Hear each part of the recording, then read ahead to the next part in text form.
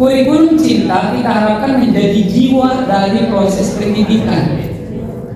Makanya tadi saya sebutkan, meskipun mapel umum tidak wajib, tapi dia rugi kalau mengajarnya itu tidak ada menerapkan profil kurikulum cinta yang 6 tadi. Ya Bu, kenapa? Karena kurikulum cinta yang 6 tadi itu, profil yang 6 itu menjadi jiwa dari seluruh proses pendidikan. Maksud jiwa di sini bagaimana? Bagaimana anak itu setelah belajar dia cinta kepada Tuhannya, berdampak pada dirinya, cinta kepada Rasulnya, berdampak pada dirinya, cinta pada diri sendiri, berdampak pada dirinya, cinta pada lingkungan, berdampak pada lingkungan, cinta pada sesama, berdampak pada sesama, cinta kepada negara, dia menjadi orang yang mau menghargai bangsa ini, bukan menjadi separatis atau bukan menjadi orang yang suka demo demo anarkis, demo independen. Jadi dia lebih mengedepankan cinta. Jadi posisinya Bu, jiwa. Maka kalau guru umum nggak mau mengajarkan yang 6 tadi itu, berarti dia mengajar tanpa jiwa. Tanpa jiwa Bu. Karena kurikulum cinta itu tadi adalah jiwanya kan. Apa tadi jiwa itu? Ada 6 yang hubbullah, hubbul rasul, hubbul nafsi, hubbul nas, hubbul bi'ah, hubbul watan, wal bidah. Cinta pada bangsa dan negara. Kalau kita tidak ajarkan itu kepada anak-anak, seolah-olah seolah-olah kita mengajarkan jiwa. Ya Bapak Ibu, paham ya? Maka setiap materi kita itu kaitkan dengan cinta kepada Allah. Setiap materi kaitkan dengan cinta kepada Allah. Setiap materi kaitkan dengan cinta kepada diri sendiri, cinta kepada lingkungan, cinta kepada bangsa dan negara. Bu, sebenarnya semuanya bisa kenapa? itu posisinya sebagai jiwa. Sekarang pengertiannya, ini dia Bu. Pengertiannya adalah kurikulum cinta adalah kurikulum yang menitik beratkan pada pengembangan karakter. Karakter yang mana? Yang 8 tambah 6 14. Yang mapel umum, yang mapel agama wajib 14, mapel umum sunnah dia wajib 8, sunnah 6. Kenapa wajib? Karena dia target kurikulum. Semuanya itu namanya karakter.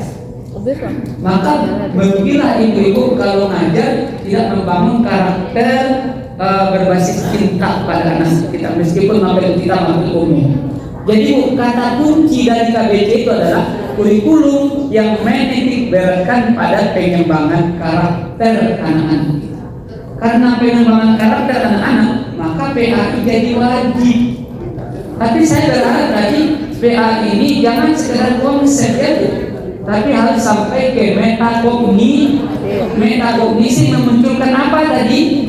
Regulasi diri. Ilmu itu menjadi regulasi diri anak. Paham Bapak Ibu? Nah, yang pertama. Kemudian kurikulum cinta itu juga pembelajaran berbasis pengalaman, sama dengan deep learning. Makanya saya katakan KBC ini suplemen tambahan bagi deep learning.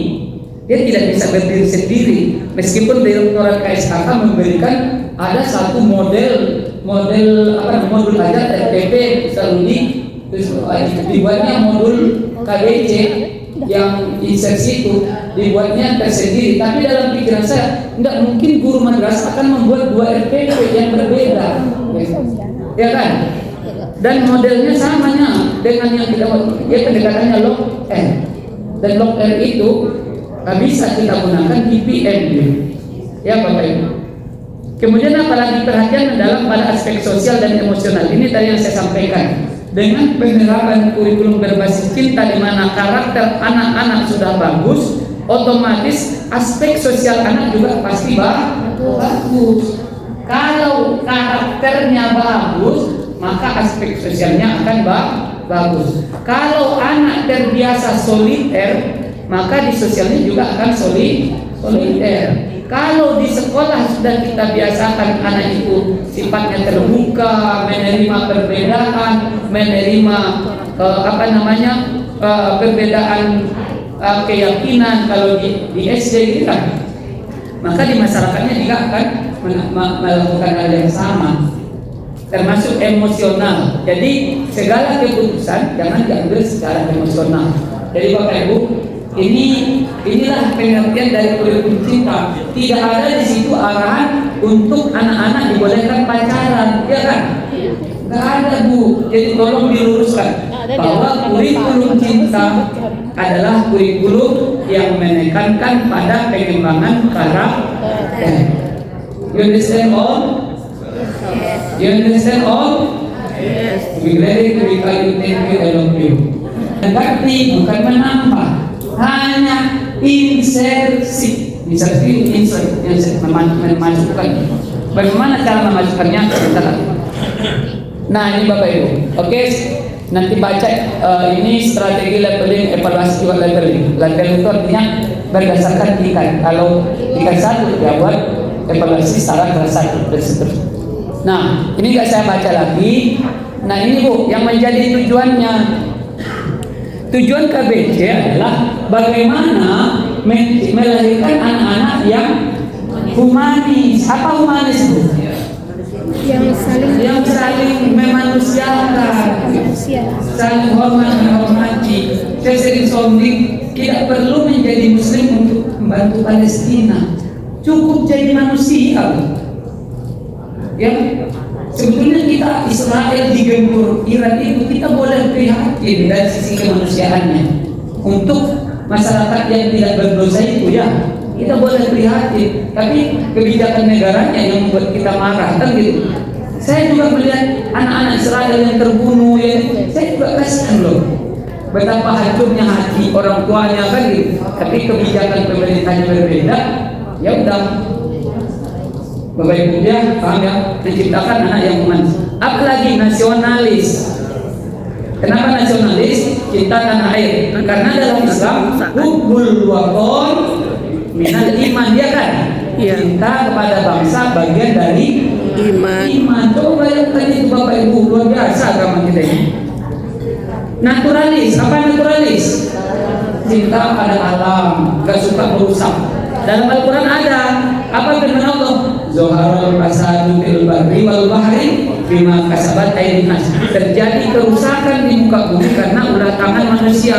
Jadi jangan manusia sekarang itu menjadi perusak alam. Kenapa? Karena kita sudah mengajarkan mereka menjadi manusia yang hubbul bi'ah ya. Apa hubbul bi'ah tadi? Toleran dan selalu mengedepankan cinta sebagai prinsip dasar dalam kehidupan. Jadi Bu, kalau udah berdasarkan cinta kita, kalau kita sudah cinta, sejelek apapun orang itu, kita akan bisa terima dia apa adanya. Tapi kalau kita udah beda seperti apa, Ibu tetap konsisten. Makanya Pak Rahmat berkewajiban membuat inilah budaya karena pelatihan kita cuma satu. Seharusnya sebelum materi di learning ini ada materi namanya growth mindset. Iya. Ya, growth mindset itu disitulah kita membangun kesepahaman antar guru. Apa yang mau kita lakukan? Apa yang boleh, apa yang itu growth mindset satu. Itu harus ada pelatihannya. Jadi masing-masing guru harus punya kontribusi yang sama kepada madrasah. Ini yang sebelum dibuat seharusnya ini duluan. Tapi karena mungkin keterbatasan anggaran kita, keterbatasan sumber kan gitu, sering tertinggal. Seharusnya memang Bu, sebelum deep learning wajib belajar growth mindset. Growth mindset itu apa? Apa yang bisa kita lakukan di sekolah? Dan itu tidak bisa individual, harus secara bersama. Maka salah satu ciri growth mindset itu adalah adanya kesepahaman apa yang akan kita lakukan di madrasah kita. Kalau tidak sempat growth mindset, kita buat rapat Pak. Kami buat rapat buat kesepahaman, dan kesepahaman itu kami tuangkan di POM. supaya nggak ada yang melanggar. Contoh lah yang paling sederhana, KKTP, apa namanya, KKM. Berapa KKM ini? 85. Ya Allah Tuhan, tinggi. Mau datang mau tidak, pokoknya nilainya 85. Iya. Ini 85 itu adalah latar belakangnya. Ya, itu apa? Nah gini, ini kan ada QTSN. Ya. 6. Ada syaratnya. Ada Oke, syaratnya. saya paham. Minimal 85. Oke, boleh. Karena kalau kita mau buat 80, Nggak bisa. agamnya nggak sampai situ. Oke. Nggak bisa melanjutkan ke sana. Gini caranya Pak. Pengalaman yang sama saya rasakan di ICI. Saya dulu KKM saya itu KKM kita sebelum saya jadi wakil, KKM kami 75 kelas 12. Nah Bapak Ibu, ketika KKM 75, anak saya diterima 2 orang di Monash University di Australia. Monash itu kan peringkat 18 universitas terbaik di Monash. Diterima di sana 2 orang. Sudah diterima, ternyata ketika verifikasi bahan, verifikasi dokumen, anak kita ini nilai rata-rata rapornya 92,3. Setelah diperiksa oleh Monash, nilai 92,3 ini menjadi sangat rendah prosesnya karena KKM-nya tinggi. Berarti usaha anak di sini cuma 10 kan gitu, cuma 10 angka. Jadi menurut mereka proses 10 itu tidak layak ya. Karena usaha anak cuma 10, ya kan? Apalagi misalkan 85, otomatis nilainya 85 kan gitu. Makanya usaha anak nggak ada, semuanya kasihani guru, demi kan gitu. Nah, Bu, saya kasih inspirasi. Akhirnya karena gagal di Monash, anak itu minta dia telepon kawan, setelah ditelepon kata orang Monash, bisa tak dirubah KKM? Saya bilang nggak bisa karena itu dokumen negara. Akhirnya anak itu gagal masuk Monash. Setelah gagal masuk Monash, lamar lagi di Melbourne, gagal lagi kasusnya sama, KKM terlalu tinggi. Terakhirnya dia lamar lagi anak itu, akhirnya dapatnya di Daekin University. Daekin University itu peringkat 86 dunia. Berapa ranking jauhnya? Tapi tetap di Australia karena dia memang sudah dapat beasiswa BB. Setelah di tahun yang sama, ada anak kami lulus di Unhan, Universitas Pertahanan. Kasusnya ada nilai anak 79. Karena ada nilai 79 yang tadinya dia lolos jadi gagal Pak. Karena nggak boleh ada angka 7. Sama lah kasus Sanawiyah jadinya kan gagal angka 7. Jadi saya gimana lah caranya Pak? Bertahajud dari gimana lah caranya saya kunjungi berbagai macam sekolah bla bla bla bla. Sampai saya pada satu kesimpulan KKM kami 70 sekarang. Pukul rata 70. Tapi nilai yang boleh masuk rapor itu wajib 80 supaya menghindari ini tadi. Nah, caranya nih, seandainya kita ujian, anak-anak baru dapat 71, ini saya panggil semua anak yang angka nilainya 7. Panggil semua, dikumpulkan, kalian mau perbaikan nilai atau tidak? Karena nilai kalian baru sekedar lulus KKM, belum layak untuk seleksi perguruan tinggi manapun. Anak-anak bersedia, maka kemudian di IC itu Bu, kita setelah ujian, setelah RDM masuk semua, guru-guru biasa aja buka kelas, belajar 2 hari lagi, baru diuji lagi anak itu, diujian lagi. Setelah ujian anak misalkan dapat 92, kalau dia dapat 92 tetap yang kita kasih 80, karena di situ ada usaha anak. Tapi Dimin mungkin nggak bisa ya karena kecil-kecil. Saya silakan. Jadi kemarin sudah kita coba. Jadi KKM kita 85. Jadi ada untuk banyak kalau kelas tertentu ada 80. Jadi untuk meraih 80 atau 85 itu kan setelah proses pembelajaran kita masih tidak sampai 89. Nah untuk meraih 85 itu memang akhirnya kita berikan di 85. Ya ada tambahan proses ya. Jadi saya bilang sama guru dulu.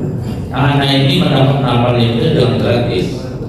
Artinya kalau hanya 80 dan dapat dalam proses sudah dikumpulkan nilai PH, kemudian nilai dan sebagainya dari keluar dan 80, maka kita harus mengisi nilai 85. Yang 5 lain itu tidak gratis, maka mereka Ya, saya sepakat. Ya, saya Kalau itu halal, dua balik kalau kurang. itu prosesnya halal, nggak apa-apa menerima apanya, KKM-nya. Ya, tapi sekolah-sekolah tertentu, kalau KKM-nya tinggi, nilai anak tinggi, itu juga masalah. Lebih baik kita kesepakati nilai boleh masuk rapor 85, KKM-nya misalkan 75. Iya. Supaya nampak ada proses anak. Ada nampak proses. Kita aja sih idenya aja. Tapi orang di luar negeri itu nanti lebih suka dia rendah gitu. KKM luar negeri itu kalau bisa ditekan serendah-rendahnya nilai anak setinggi-tingginya. Karena kalau KKM-nya rendah tapi nilainya itu tinggi. nilai pemberian. Nilai pemberian bukan nilai usaha anak, bukan nilai proses. Bukan nilai proses, sementara orang luar itu memang prosesnya. Iya, nilai proses lebih tinggi. Anak kami diterima juga, Bu, di Makanya aku Universitas Islam Madinah. Coba anak IJ diterima nilai patang kan? Universitas Islam Madinah. Kasusnya hampir sama. Dia harus matrikulasi lagi karena nilai KKM bahasa yang terlalu tinggi. 5 KKM, nilai anak ini cuma 80. Usahanya cuma 5. Akhirnya anak cuma matrikulasi lagi bahasa Arab. Harus apa lagi? Makanya ada TKA sekarang, kan TKA itu tes kompetensi akademik, tes kompetensi kemampuan akademik. Bu, itu wajib nanti kelas 6 ya. Jadi kalau nggak lulus TKA bisa jadi nanti Kak dilirik orang lagi kan gitu. Kak, Bu, saya dulu menemukan rumus ini ketika udah beberapa kali berkunjung ke sekolah-sekolah bagus termasuk Serpong semua. Rumusnya ya akhirnya saya dapat ini. KKM 70 tapi nilai yang boleh masuk rapor 80. Bagaimana supaya sampai, memang agak repot saya wakil tiap semester harus menteli anak-anak yang masih Di bawah ada 80. kecuali anak itu nggak mau lagi, udah saya udah nyerah, ya udah kita masukkan yang dia mau saja. Tapi kalau masih ada mau buka, maka guru ada personal. Kalaupun tidak buka kelas, ada namanya personal learning. Personal learning itu anak itu belajar ke rumah ustazah itu ada prosesnya, baru kasih itu. Nilai IC itu bukan rendah apanya, karena terlalu susah prosesnya. Nilai eligible kami anak paling pintar di IC itu rata-ratanya cuma 93. Tapi susahnya kita nilai itu memang by proses semua gitu kan. Sekolah tetangga yang belajar entah kenapa saya lihat rata-ratanya 98 gitu, 96. Gimana caranya mereka masih nilai? Setelah saya tengok ke situ, memang itu tadi KKM-nya tinggi, KKM-nya 80, ya wajarlah dapat anaknya 94, ya kan? Karena KKM-nya 80, 82 gitu. Jadi nggak ada proses. Baik. Itu internal ya. Baik. Nah ini materinya kan yang saya bilang. Materi KBC ada 6. Hubullah ini targetnya. Hubul Rasul ini targetnya. Hubul nafsi ini targetnya. Hubul nafs ini targetnya. Hubul biah ini targetnya. Hubul watan wal bilad ini targetnya. Ya Bapak Ibu, ada 6. Nah, sekarang gini biar cepat. Materi KBC bisa diterapkan di 2 tempat. Yang pertama pada saat pembelajaran, yang kedua di luar pembelajaran. Di luar pembelajaran. Nah, di luar pembelajaran bisa diterapkan pada 3 kegiatan. Yang pertama pada iklim sekolah atau madrasah. Yang kedua pada kegiatan ekstrakurikuler. Yang ketiga pada kegiatan keagamaan. Bagaimanakah penerapan materi KBC pada pembelajaran? Saya langsung ke sini aja. Nah ini dia Bu. Ini materi pokok KBC dan pembelajaran. Materi ini udah ada disiapkan Kementerian. Tinggal ini udah ada. Ini saya posting. Ini misalkan temanya cinta kepada Allah. Ini tujuannya tadi. Ini materinya. Materi cinta kepada Rasul. Ini tujuannya. Ini materinya. Ini cinta kepada diri sendiri, ini tujuannya, ini materinya. Begitu seterusnya sampai ke cinta kepada bangsa dan negara.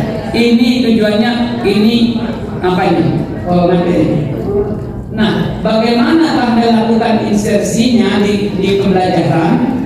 Gini dia Bu, di insersinya di pembelajaran. Yang pertama kita insersi di tujuan pembelajaran. Tujuan pembelajaran kita tadi ada misalkan 3, memahami, merefleksi, kemudian mengaplikasi, kemudian merefleksi. Nah, kita insersi salah satu dari materi yang paling cocok menurut kita dari materi KBC. Misalkan materi biologi, materi cinta kepada lingkungan, guru biologi ngajar fotosintesis. Ini kan terkait lingkungan ya Bu. Ya. Ketika guru mengajar fotosintesis, oh ini temanya cinta kepada lingkungan. Pada cinta kepada lingkungan, maka dia insersi salah satu dari sini, misalkan adab pada alam dan lingkungan. Dia jadikan, dia ambil dari sini, dari materi ini diambil satu adab pada alam dan lingkungan, dijadikan menjadi tujuan pembelajaran. Misalkan gini, siswa, misalkan kita mau insersi yang ini, siswa mampu memahami adab pada alam dan lingkungan. Kita tambahkan, kita insersi di tujuan pembelajaran. Siswa mampu memahami adab pada alam dan lingkungan. Itu insersi pada tujuan pembelajaran. Paham ya Bapak? Pertama insersi di tujuan pembelajaran. Yang kedua Bapak Ibu, karena sudah kita jadikan dia sebagai tujuan pembelajaran, maka di materi juga harus kita masukkan. Di sinilah ada kerja sedikit Bapak Ibu. Kerjanya apa? Mencari pengertian adab terhadap alam dan lingkungan. Untuk Bapak Ibu ajarkan ke anak. Paham ya? Karena udah dibuat tadi di tujuan pembelajaran, maka di sini kan hanya materi adab itu aja. Materi adab itu apa aja? Itulah yang mau Ibu Bapak cari. Cuma itu loh tugas kita. Ya, materinya disiapkan kementerian, cuma pengembangan materinya kita sendiri. Ya. Berkaitan dengan materi KBC, Pak, kan ada beberapa item tuh banyak, Pak. Kalau untuk apakah ini kan terdiri dari 6 tuh, cinta kepada lingkungan, Ya. cinta kepada alam. Apakah itu yang materinya itu? Apakah itu harus habis? Tidak harus habis materi. Yang harus habis itu adalah yang temanya itu, yang harus materinya tidak harus habis. Maksudnya tidak harus habis. Misalkan yang cocok sama biologi cuma 1, ya udah 1 itu yang. Tapi kalau PAI wajib Bu semuanya. Semua materi harus diinsersi ke PAI dan bahasa. Supaya Bu, saya ulang ya. Khusus untuk PAI wajib materi ini habis. Karena ini berkaitan dengan materi ini, Pak. Ya. Kadang kalau kami melihat tuh materi itu lebih dalam pula lagi daripada materi kami yang Iya, sebenarnya. makanya wajib Bu. Harapannya kan karakter anak muncul dari sana. Jadi ini yang membedakan kita dengan SMA, sekolah SD. Dan kemudian kedalaman karakter Bu PAI yang membedakan SD dengan TNI adalah kedalaman karakter yang kita ajarkan. Kedalaman itu ada pada KBC. Ya, Ustaz. Dari yang KBC yang Bapak sampaikan tadi, saya rasa yang paling ditekankan adalah pendidikan karakter. Baik dari 6 yang paling penting tadi. Saya rasa saat saya sekolah dulu, saya juga sekolah di G3 ini Pak dulu. Apa namanya? Alumni Kemenang asli. Iya, saya alumni Kemenang, mungkin SMA ya, UIN juga. Saya rasa pendidikan karakter ini sudah ada. Seingat saya itu 2013 juga sudah ada, berikut jelas ya. Apa urgensi yang sangat membedakan betul Pak dari urgensi dari pendidikan karakter di zaman saya waktu itu, juga katanya sikap ini apa namanya penting gitu kan daripada pembelajaran akademik gitu. Dan tiba-tiba ada kurikulum berbasis cinta ini gitu. Saya rasa dulu juga sudah ada tapi belum cinta namanya gitu. Apa yang menjadi urgensi betul, ini lebih penting, lebih penting daripada pendidikan karakter yang di zaman saya pun jelas sudah Yang lebih esensialnya di mana? Esensial yang paling pentingnya Pak. Terima kasih Pak. kalau itu pertanyaan Ustaz, saya memahami bahwa sejatinya KBC ini juga ada pada tataran perubahan nama. Esensinya hampir sama. Satu, cuma yang membedakan dengan Kurtilas, dengan pembelajaran selama ini, pendekatan pembelajaran kita itu tidak pembelajaran mendalam yang sampai pada metakognisi. Itu yang paling utama ya. Tidak sampai pada metakognisi. Dan kalau Ustaz alumni Min 1, Min 3, alumni Min 3, kemudian jadi guru di Min 3, mindset perubahan itu harus Ustaz bawa. Maksudnya kalau guru-guru kita selama ini ngajarnya seperti itu, nah kita mulai lagi perubahan gitu. Kita adakan perubahan cara ngajar, perubahan cara pendekatan pengajar. Kalau esensinya sama, bagaimana anak-anak ini menjadi orang yang berakhlak. Cumanya sekarang, kalau dulu basisnya hanya karakter, basisnya hanya secara umum, sekarang lebih ditekankan pada lebih mendalam. Ditekankan pada hakikat cinta. Kalau hakikat cinta itu kan, kalau sudah cinta maka hilang kebencian. Kalau sudah ada cinta hilang kebencian kan? Ataupun ada kebencian itu bisa kita redam dibanding karakter yang sebelumnya.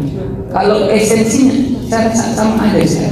Cuma pendekatan pelaksanaan pembelajarannya aja yang berbeda di antara Kurtilas kemudian kurikulum merdeka berubah ke pendekatan pembelajaran mendalam. Tadi kalau ini menjadi pembelajaran mendalam Bapak Ibu, berarti tetap harus sampai mulai dari konsep memahami, merefleksi sampai mengaplikasi sampai merefleksi. Pak, kami ada yang agak Oh, aduh, ya tanya. Ya, apa itu? berkaitan dengan materi tentang KBC ini. Harusnya bilang Karin tentang materi KBC ini. Seperti kami guru PAI ini Pak. Kami kan guru PAI ini mengajar bukan satu tingkat, tapi berbeda tingkat kami mengajar. Dan itu pun semester 1 ada semester 2. Jadi kan ini ada beberapa materi ini yang berkaitan 6 itu dibagi beberapa materi yang banyaknya. Seandainya apakah itu kita yang membagi kelas 4 ini yang diambil disesuaikan dengan materi yang kita ada? Kalau tadi kan saya katakan kalau KBC itu profil yang 6 itu wajib tuntas. Gitu ya. Sudah ya Pak. Okay. Andaikan Kalau materi, oke bisa Bu. Ibu misalkan, oh ini cocok di kelas 10, Ya. oh ini cocok di kelas 2, ini yang kelas 3, ya memang gitu. Kan disesuaikan dengan ya. kan? Namanya tadi leveling dia. Tanya di awal saya buat ini tadi, sorry saya tidak sempat jelaskan. Ini dia Bu, strateginya leveling berdasarkan tingkat. Itu baru. Ini dia Bu. Ini bukan dituntaskan semua. Ya, Kan? berdasarkan Itu bingung kami tadi itu. Sedangkan dia tentu disesuaikan dengan tingkat anak itu, baik strateginya maupun evaluasi. Kalau materi tidak leveling, insersi, ambil aja. Ya? Oke, lanjut. Ada lagi Ustaz. Iya Bu. Ini KBC kemarin ini kami dengar juga dari Bapak dan juga Pak Rudi bahwa KBC ini ada hubungannya dengan rupiah gitu. Dari tadi Bapak belum ada menyinggung sedikit. Apa? Nah, cinta rupiah gitu. Oke, bisa, Belum. Bu. KBC cinta rupiah apa kemarin itu CPB ya? Cinta dan Ya, belum ada di rupiah itu lain tema Bu, lain tema. Tapi CPB itu masuk dalam kategori hubul waton wal bilad, cinta pada bangsa dan negara. Oh gitu. Bangga pada uang kita kan gitu, bangga pada rupiah kita, jangan bangga pada dolar, tapi bangganya ke rupiah. Bangga pada rupiah, bangga pada Bank Indonesia, bangga pada negara, itu namanya cinta kepada bangsa dan negara. Materinya hubbul waton wal bilad gitu Bu ya. Jadi Itu masih pengantar memang itu CPB, cuma untuk pelaksanaannya itu lain tema. Iya. Ya, materi bahasa Indonesia, bisa matematik. gitu ya, materi IPA. Oh. Itu kalau di agama enggak kayaknya deh. Karena apa yang kita Cinta rupiah. iya benar. Ustaz Rudi ikut CPB itu. Ikut. Iya. Saya tidak diundang malah. Saya sedih saya. Kepalanya. Sekarang saya ditekan pula sama orang lain. Buat materi CPB bla bla bla yang harus dia malah tahu apa. Udah dikirim saya tidak sempat memikirkan itu. Saya guru ekonomi CPB itu sudah pernah. Tapi apa yang diinginkan kami saya tidak tahu. Pak, Baik. sedikit Pak. Iya, Bu. Boleh berpendapat sedikit Pak. Iya, Bu, silakan. Sebelum Bapak ya.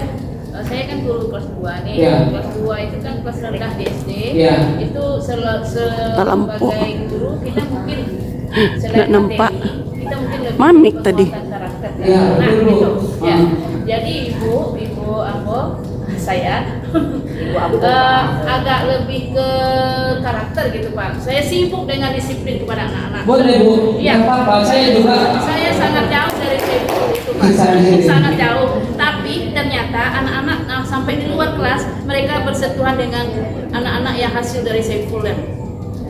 Saya melarang di dalam kelas melarang ini. Sampai di luar mereka melihat yang saya larang. Inilah Bu yang kita sebutkan. Ini sebentar lagi nanti situ sampai mudah. Tunggu dulu Pak. Ya. Apakah saya akan terus dengan kedisiplinan itu membentuk karakter atau saya diam berhenti di situ dan mendiamkan mereka semau mereka Pak? Nggak boleh Bu, itu harus pada prinsip karakter itu. Saya menyarankan begini deh, kelas 1, kelas 2, kelas 3 fokuskan aja dulu ke karakter. Iya. Materinya nggak usah lah yang saya kelas 3, terus saya materi KBC juga bisa diterapkan di luar pembelajaran. Yang pertama pada iklim madrasah. Ini dia Bu. Jadi semuanya udah kita lakukan di sekolah. Misalkan berzikir, sholat duha, baca asmaul husna. Kalau di sekolah di MIN 3 udah dilakukan ini, berarti Bapak Ibu sudah menerapkan KBC. Makanya murahnya ini materinya. Kalau udah dilakukan berarti iklim sekolah sudah berbasis KBC. Paham Bapak Ibu? Oke. Yang kedua, ekstrakurikuler. Semua ekstrakurikuler bisa kita masukkan ke KBC. Ini dia. Tuh. Ya Bapak Ibu. Becek satu. Teki, hadroh dan sedang tahfiz. Ada kan di situ tahfiz, KSM, Ustaz Ardiman dia buat dulu KSM ini, KSM ya, berarti KBC kepada sama manusia ada semua. Ya, kalau udah ada ini berarti kita sudah menerapkan KBC di madrasah kita. Nah, ini di kegiatan keagamaan, peringatan Maulid Nabi, Ramadan Super Camp, Isra Mi'raj, THBI, sampai ke peringatan Hari Santri. Itu semuanya bagian dari KBC di kegiatan keagamaan. Makanya murah. Jadi kalau udah ada ini berarti udah KBC Bapak Ibu. Paham ya Bapak Ibu? Oke. Jadi diterapkan yang pertama di mana tadi? Pada pembelajaran dan didikan. Kalau di pembelajaran dia insersi ke tujuan pembelajaran, ke materi ajar dan evaluasi. Oke ya, tujuan, materi, evaluasi. Kalau di luar pembelajaran bisa di iklim madrasah, bisa di kegiatan keagamaan dan ekstra. Oke Bapak Ibu. Ini nanti Pak, kalau evaluasinya dalam berbentuk apa? soal bisa, asesmen learning bisa, asesmen of learning bisa. Tapi saya lebih berharap ke asesmen as learning karena ini tidak masuk di of learning karena dia penanaman karakter. Kalau penanaman karakter basis penilaiannya adalah asesmen as learning. Paham ya Bu? Penanaman karakter basis asesmennya adalah asesmen as learning, bukan of learning. Ya. Di kegiatan ini perlu di KBC kita tampilkan di RPP. Boleh ditampilkan, tapi Gimana tuh? lebih bagus menurut saya di kegiatan awal deh, penanaman karakter di kegiatan awal supaya nggak kerepotan kita. Iya, karena Ya, kalau dihenti. ya materi. Ya Ustaz, Awal atau bentuk atau bentuk. Pak, Tapi nanti oleh Kemenak gini loh, wajib di kegiatan ini katanya itu gitu. Tapi saya sudah analisis terlalu berat kerja kita. iya. Karena targetnya bukan pengetahuan tapi karakter. Kalau karakter bisa kegiatan awal dan kegiatan kedua, asesmennya asal Berkaitan dengan penilaian asal ini Pak, seperti apa evaluasi asal ini? Kalau tadi kan seperti kita tadi kan berapa persen kita bisa itu Bu, ada lagi pelatihannya, pelatihan penyusunan instrumen learning. Nanti saya spesifikasikan. Ada instrumennya Bu, ada yang disebut dengan yang paling gampang itu bagian dari instrumen learning. Kita tanya, nah berapa? Saya paham, nah itu udah learning. Saya paham, nah pahamnya bahkan tadi, nah ilmu dulu, nah itu udah learning. Yang paling sederhana, yang paling rumit itu ada namanya classroom. Yang paling dia rumit tapi lengkap namanya classroom assessment. Jadi classroom assessment dia ada instrumennya, ada checklistnya, ada observasinya. Lama Bu, karena orang Indonesia ini cepat-cepat bosan ngajar itu. Kenapa Bu? Kata Robert Kiyosaki, student A work for student C, student B work for government. Kata Robert Kiyosaki, suatu saat nanti anak-anak yang pintar-pintar yang nilainya A akan bekerja untuk anak-anak yang nilainya C. Kenapa? Suatu saat ada lowongan kerja, orang berebut ke sini masuk dengan tes. Pasti yang C ini nggak pernah menang, yang menang itu akan nilai A. Akibatnya C ini nggak dapat kerja karena mereka tidak dapat kerja, mereka buka usaha dengan pendekatan kreatif. Berusaha gagal lagi, usaha sampai muncul pengetahuan baru namanya experience. Mereka punya pengalaman. Ketika mereka kreatif tambah punya pengalaman, usaha mereka berhasil. Ketika berhasil, tahu nggak Bapak Ibu kemana dia cari tenaga kerja? Dia cari tenaga kerja yang A. Yang menang itu student C. Maka kewajiban kita adalah menciptakan anak student A plus C. Bagaimana itu? Supaya bisa student A plus C, anak itu harus kita pendekatan pembelajarannya adalah pembelajaran bermakna. Anak itu tahu guna dari ilmu itu kan gitu. Nah, yang kaya itu student C dan student A. Sedangkan student B yang biasa-biasa aja itu nanti kata Robert Kiyosaki pada umumnya mereka work for government, jadi PNS. Kita ini student B. Student B ini hidupnya flat, datar, pas-pasan. Iya. Akan kaya enggak? Kenapa? Mobil utang, rumah utang, kendaraan motor utang, mau nyekolahkan anak utang lagi koperasi. Dikatakan miskin enggak pula, kita punya mobil, punya rumah, meskipun utang kan gitu. Maka student B ini hidupnya ngeplan, datar, nggak ada lagi. Ada guru yang kreatif, Ustaz, saya student B plus C aja lah gitu. Saya guru kemudian jadi pengusaha, nggak bisa. Kalau ibu jadi pengusaha, kewajiban ibu ngajar tinggal, berdosa gaji yang bapak ibu jadi haram. Nggak bisa lagi, kita ini student B udah terima takdir ya. Oke lah ya. Jadi student A work student C, student C, student B work for government, jadi PNS. Kita ini memang dikatakan hidupnya terancam, enggak juga. Dikatakan mewah, enggak juga. Jadi yang apa kita ini? Bukan nyebutnya flat, hidup kita ini udah gini aja gitu. Oke. Kecuali kayak di Singapura gitu. Kalau di Singapura tentu mereka gajinya $34.000, maka fokus mereka di sini. Saya juga udah ke Thailand, saya banyak rajin jalan-jalan meskipun dengan uang sendiri. Saya ke Surabaya kemarin uang sendiri saya pakai untuk belajar. Jadi Bapak Ibu, kita biasa-biasa yang memang ini kelemahan bangsa kita. Guru itu tanggung jawab kita padahal besar, tapi dengan RA. Oke ya. Paham ya? Nih, KBC 6, ini kemarin 10. Nah, Bapak Ibu, inilah yang terakhir yang Bapak Ibu tunggu dari tadi. Oke, pas ya. Kalau tidak sempat pelatihan growth mindset, kita rapat buat komitmen. Apa yang bisa kita kontribusikan untuk ini?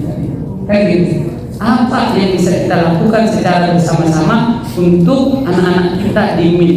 Saya berharap tidak hanya sekedar lulus dari MIN, tapi juga mereka punya karakter yang tidak hanya di profil lulusan, tapi juga karakter kurikulum berbasis tingkat. Ya Bapak Ibu, mungkin itu saja. Terima kasih untuk atensinya dari pagi sampai siang ini. Saya berharap ini menjadi titik awal kita untuk melakukan perbaikan dalam proses mengajar kita. Kepada Pak Ahmad terima kasih, dan teman-teman Saudi saya ucapkan undangannya. Mudah-mudahan next time bisa kita ketemu lagi di suasana yang lebih bagus lagi. Dan ini Assalamualaikum warahmatullahi wabarakatuh. Waalaikumsalam warahmatullahi taala wabarakatuh. Sekali lagi untuk narasumber kita yang luar biasa pada siang hari ini, ilmunya luar biasa, Dr. Darwin SPD MA. Mudah-mudahan beliau punya waktu di lain waktu ya bersama kita, insya Allah. Ya, mudah-mudahan bisa dalam waktu ya di masa depannya. Terutama yang mengenai asesmen, karena banyak dari yang punya asesmen untuk kita ya. Baiklah Bapak Ibu, selanjutnya kita isoma.